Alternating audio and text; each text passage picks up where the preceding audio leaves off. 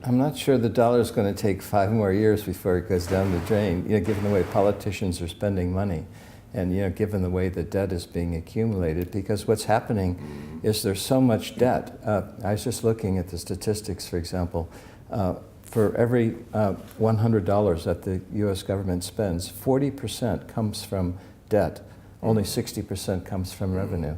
And historically, when you're at that kind of a ratio, it's an indication that you're very, very close to hyperinflation. And I really think that's where the US government is headed. And I'm concerned that if the US government pursues this, given that it is the world's reserve currency, this is obviously going to have an impact worldwide, including, of course, the euro. Yes, I mean, just look at the balance sheets of other central banks. How many dollars are accumulated there? This is something which concerns the whole world, of course. I mean, it would be a terrible problem for China. Yes. And one sign of an approaching crisis would be a collapse of the bond market, which has not yet happened. But this is something we have to watch. Yeah. On the other hand, theoretically, if politicians in Washington get their act together, they could hike taxes, which would be bad for the economy, of course, but a combination of higher taxes and spending cuts, they could theoretically, I say, really help the dollar and prolong the whole game. But I don't know if it's going to happen. That's a different question. I was just in the States speaking at a monetary conference there, and I always like to try to be optimistic, but I just don't see anything happening. Right now they're trying to figure out if they can increase the debt limit and try to get political consensus to increase the debt limit, because it has to be increased by August 2nd.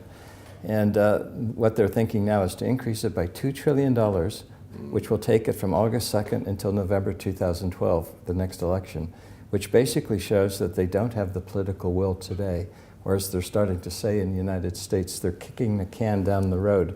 In other words, let somebody else solve the problem.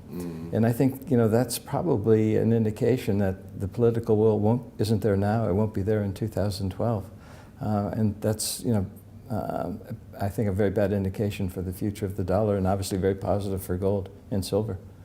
No, something is going to happen. I mean, you are perfectly right. The political will is not there in Washington.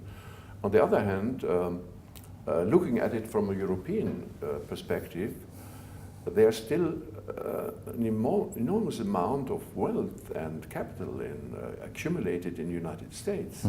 Just look at New York and the enormous funds, which circulate there. So I think they still have possibilities. We have in Europe, not just in Germany, but also in other countries like Belgium after the Second World War, we had what is called in German Vermögensabgabe. Which means every person or every institution which is still more or less rich, gets 10 or 20 or 30% taken away. Yeah, that's different from the traditional debt cut, which means government debt, but they can take away a portion of your personal wealth.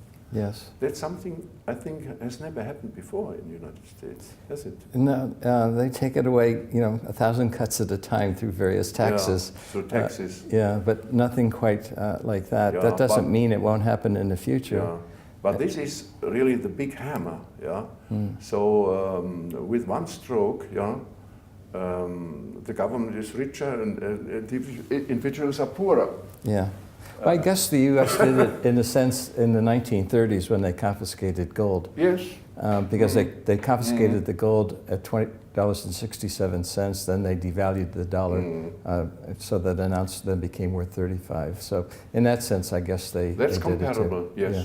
that's comparable. And recently we've seen examples in Argentina and more recently in Ireland where governments have actually taken pension plans in effect to bail out banks and to help solve their spending problems, which I guess means that governments basically go wherever the wealth is and try to grab that wealth to keep their schemes going rather than imposing discipline on their spending, which is what's really required.